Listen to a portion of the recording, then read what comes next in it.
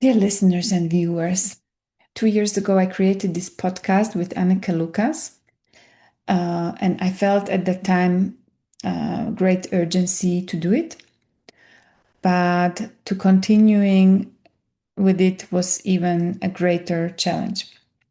But I am here today, and I would like to share with you the intention and mission of this project.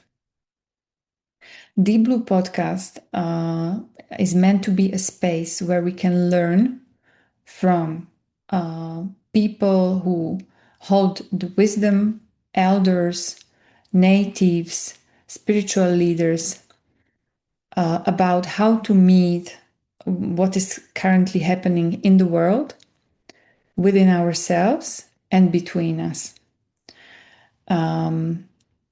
What kind of mindset might be useful for us?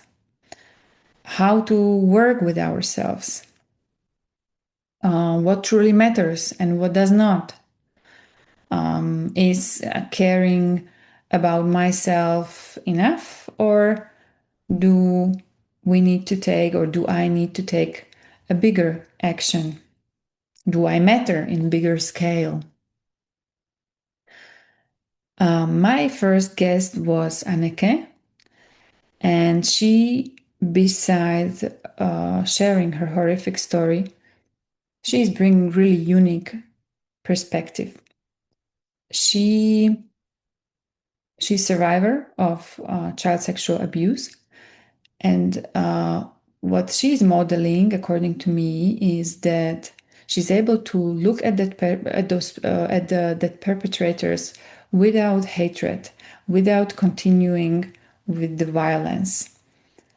That is for me incredibly hopeful to see that that someone can do this, that someone can deal with their pain without avoiding it, but by transforming it, actually. Not suppressing it, but really meeting it, transforming it, and also talking about it, right? Because she's very brave.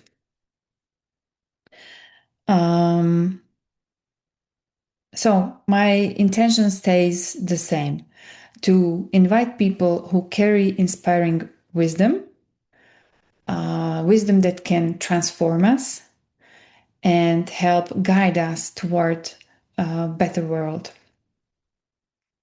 By profession, I'm psychologist and psychotherapist, and I have great respect for science, but I also esteem highly spirituality, spiritual practices, and wisdom. I think psychotherapy can help to heal us. And I think that spirituality or spiritual values, practicing spirituality, can cultivate us. And that's why I will be, I consider spiritual values, spiritual practices as very valid, as a part of work on ourselves. For me, that was incredibly helpful in my journey. And I consider it real. I consider spiritual reality real. Like that, I think this is the time when we really might want to be moved by these values and find comfort and inspiration in them.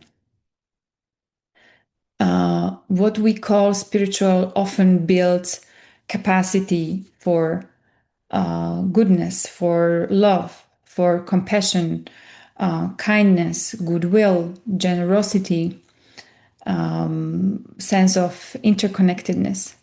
So these values, I think we need tremendously in these times, and yeah, we can cultivate them through spiritual practices, also by them. So I invite you to learn with me, to allow yourself be inspired and filled with meaning, with depth and wisdom. So let us begin once again.